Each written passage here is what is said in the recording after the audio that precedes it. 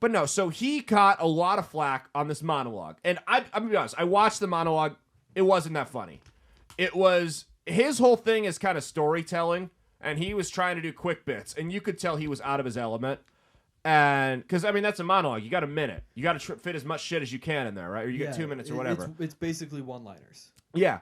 And he was out of his element. And the problem was, it wasn't just that he was out of his element. It's that he wasn't confident in his jokes. So he was like half swinging. It's like, you know, when you go to throw a punch and you let up at the last second, you're going to sprain your wrist. It's like that. Sorry, my cell phone's hooked up to it. My bad. Well, and I heard he only had a couple weeks, too. Yeah, he had like a week. Usually they have like weeks. a few months, and he had like 2 weeks. Well, it's like, yeah, if you go to throw a punch and you let up halfway through the punch, you're going to sprain your wrist, break your hand, whatever. And that's essentially what he did, is he was not confident in these bits. Well, he caught a lot of flack because of this Taylor Swift joke. So play the Taylor Swift joke. She didn't like it too much. And, I mean, there are people calling for him to be canceled, saying he's problematic, he's misogynistic, he's basically Hitler because of this stand-up bit. Go ahead, pull it up. As you know, we came on after a football doubleheader. The big difference between the Golden Globes and the NFL, on the Golden Globes, we have fewer camera shots of Taylor Swift. I swear. There's just more to go to here. Sorry about that. So that was actually, the bit itself was fine. It was a funny joke, but he botched the delivery, and he also apologized for it immediately after when he didn't get the reaction he wanted. Yeah, he kind of stumbled to the finish line there. Yeah, and he had just bombed a joke about the Barbie movie really bad and had lost the audience.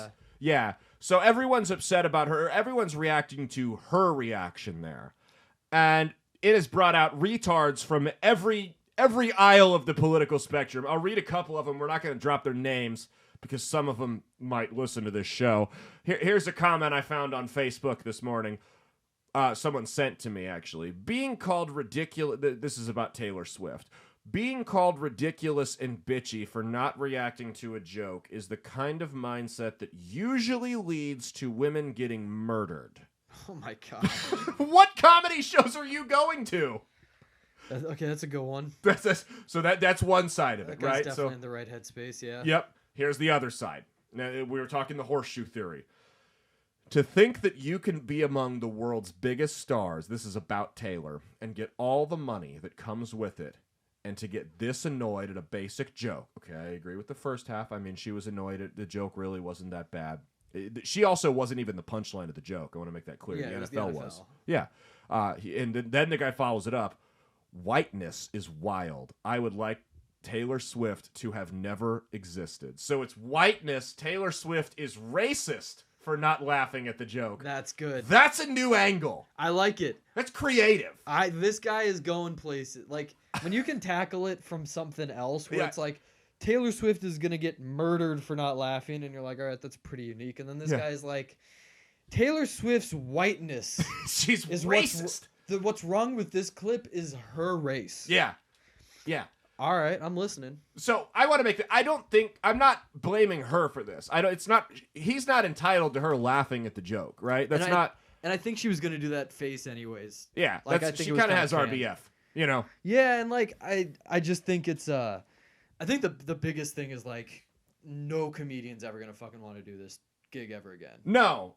I mean, it's over. And honestly, as a comic, especially the kind of comic I am, that audience truly is my nightmare audience. Yeah. They all have a stick shoved so far up their ass, which is why I declined when they called me and offered me. Oh, yeah, right. Yeah, that's why I told them no thank you. But no, seriously, that would just be such a nightmare audience. You don't know what they're going to be offended by this week, what topics are off limit. I mean, I can't imagine. Well, and the other problem is, like, say they just get some celebrity, right, who's not a comedian. Yeah.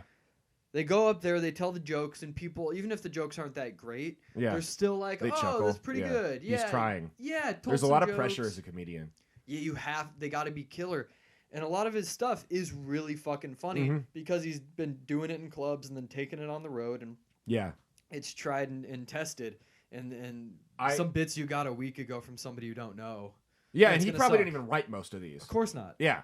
And that's, I think this is actually going to turn out to be a good thing for him. If he can weather the storm and not apologize, I think what you're going to get is going to be a Streisand effect. I think a lot of people are going to look into him that hadn't heard of him, and they're going to watch his shit, and they're going to go, oh yeah, he actually is funny. Hey, thanks for watching. If you liked what you saw, be sure to click the link in the description to get the full episode on Rumble. If you prefer to listen along, you could actually get us on Spotify, Spreaker, and iHeartRadio. You can also go to www.outlawstreamers.com to learn more about not just my show, but tons of other great shows and all the exciting projects they have coming up. Follow my socials at Caleb Isn't Funny on Twitter and Instagram, at Caleb Salvatore Comedy on the Chinese Spy app that is TikTok, and be sure to like and subscribe to this YouTube channel. Thanks, and we'll see you every Saturday for brand new episodes of That's Based. Peace.